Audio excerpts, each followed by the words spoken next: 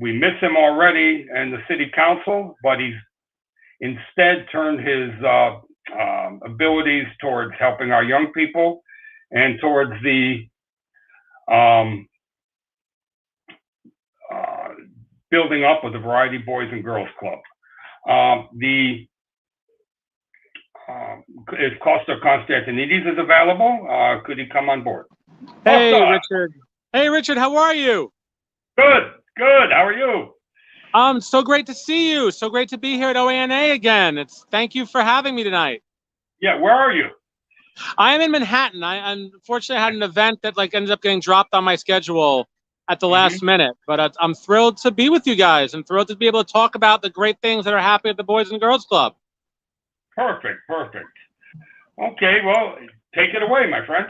All right, well, first, I just want to thank you, Richard, and really to thank everyone. I mean, I'll just take a step back and say, serving this community as the council member for the last 7+ years was really the honor of my life. And every day I woke up and tried to do the best that I could. And I really, you may not have always agreed with me. And, as Ed Koch said, if you agree with me 12 times out of 12, we both have to get our heads checked. So, I mean, I'm glad that sometimes we could disagree and have conversations. And not everything I did, everyone agreed with, but I just know that I try to do the best I could every day. So I just thank everyone for their support. Thank everyone for being a partner over the years. Thank you, Richard, for being a great friend and a great partner in my time in elective office.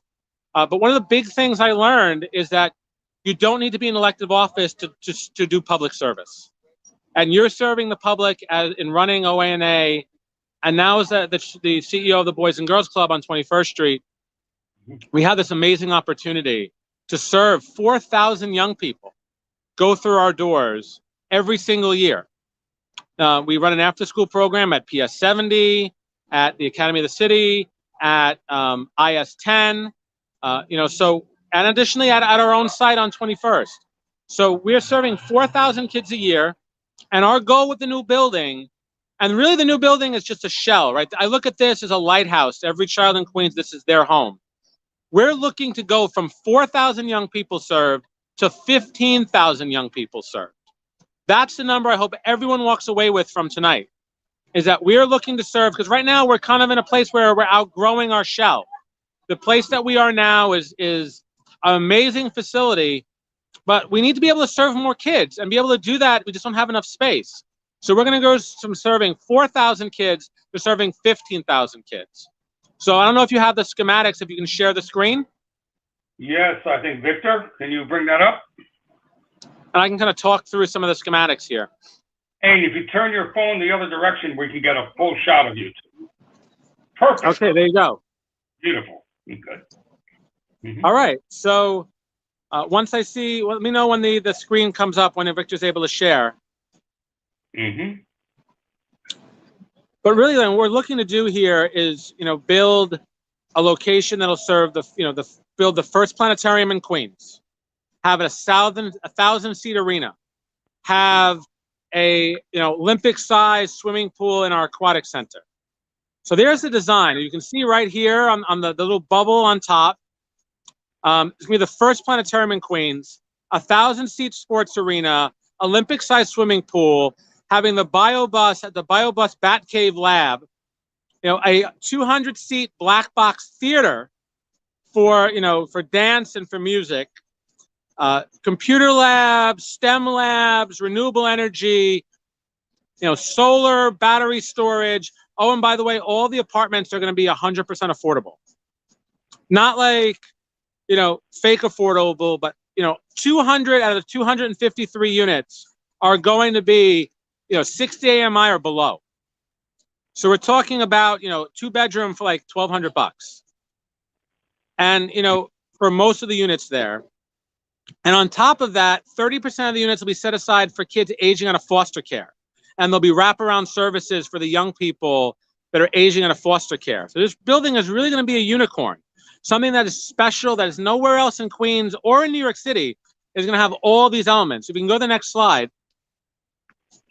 Just talks a little bit, we've been in the community since 1955, as you all know. We've been able to, serve those 4,000 kids, after school programs, sports, STEM, homework help.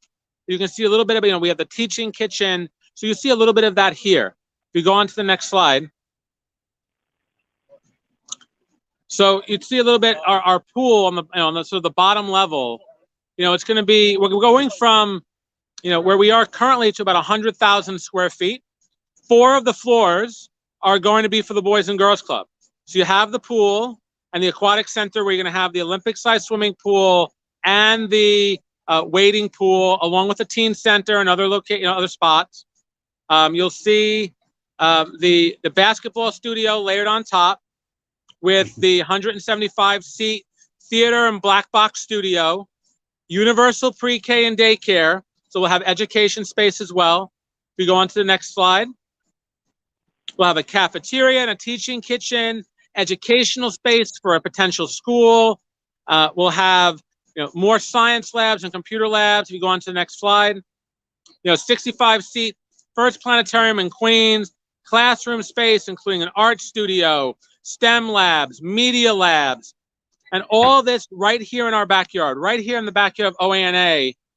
If you go on to the next slide. So this is this is what it looks like from our lobby. So you'll be able to see into the swimming pool, be able to look up into, look up to the actual 1,000-seat arena.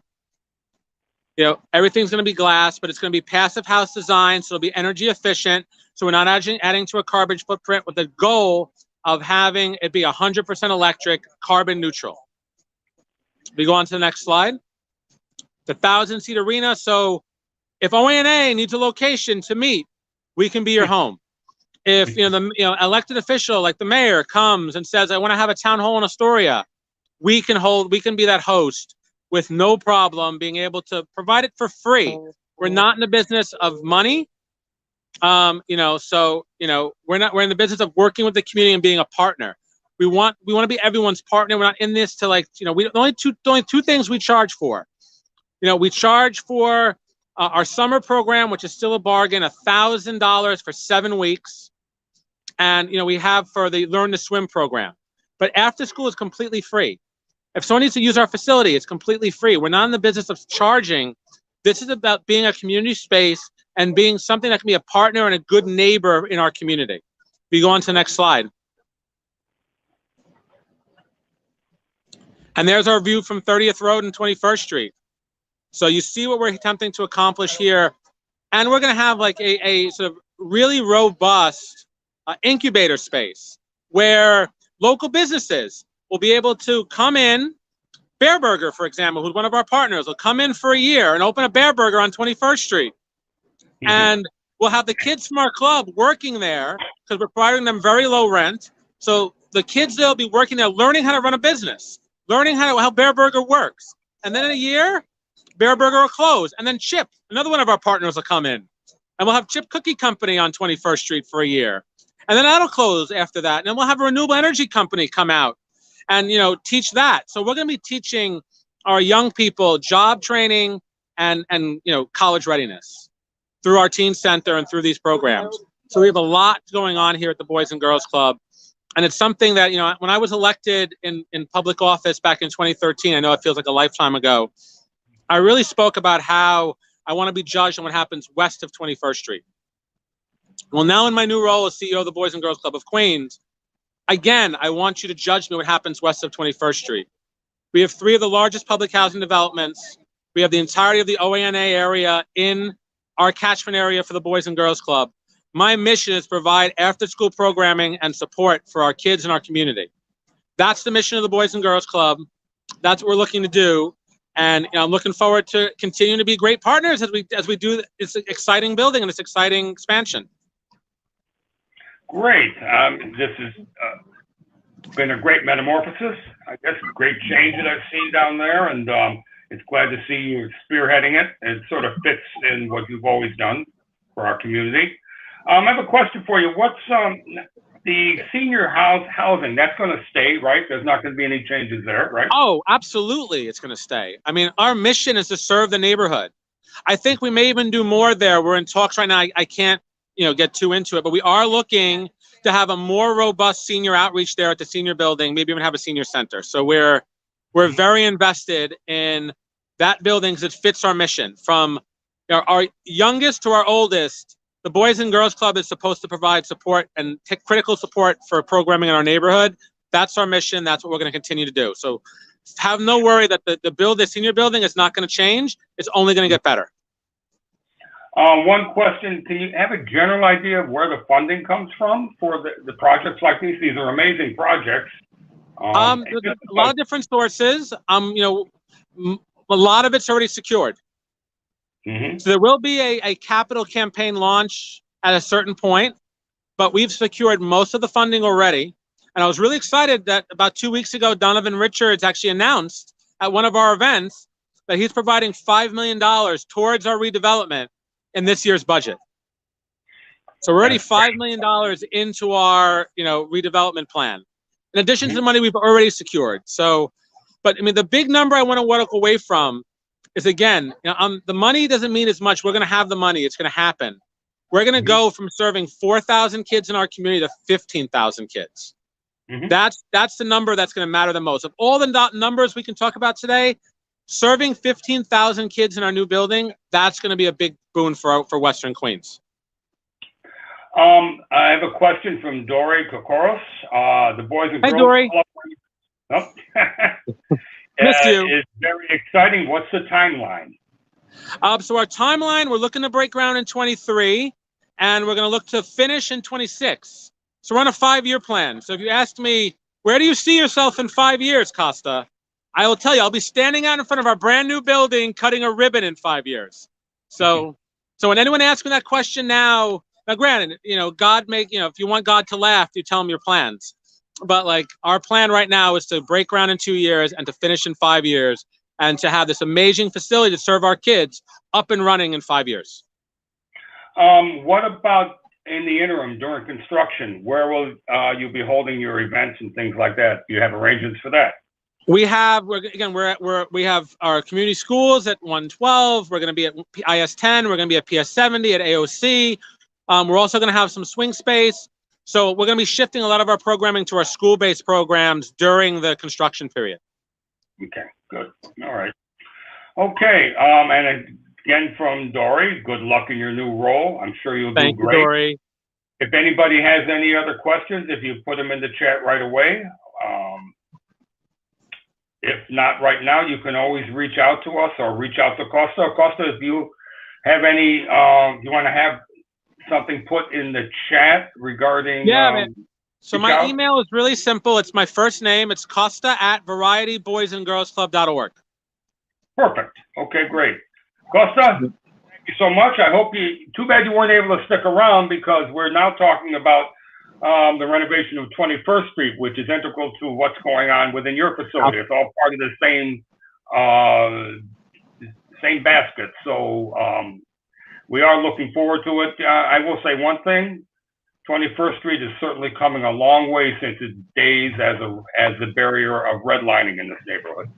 Yes, it has.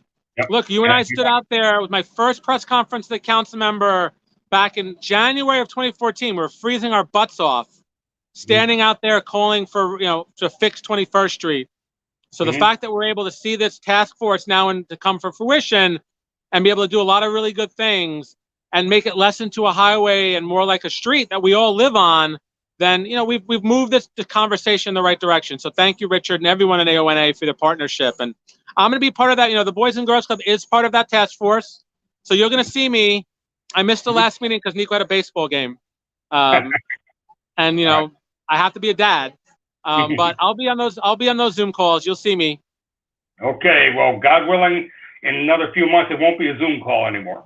But it's very strange not being on Zoom calls anymore. I look forward to seeing everyone in person in the fall. Okay. Thank you so much. Thank you, Richard. Have a great one. Great one. Thank you. Okay. Thank you. And listen,